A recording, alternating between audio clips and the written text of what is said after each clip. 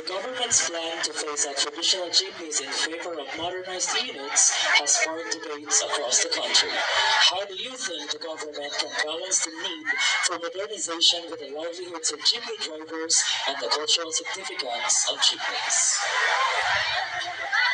Good evening, ladies and gentlemen, and thank you for that very wonderful question.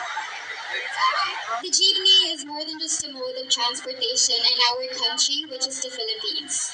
Isa ini ka simbolo sang aton pagkamadugahon, pagkamahinampanon, kagkapakod naton na mga Pilipino.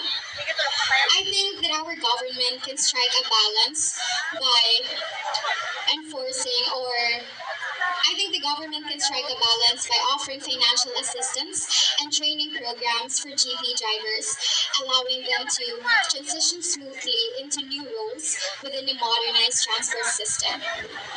Additionally,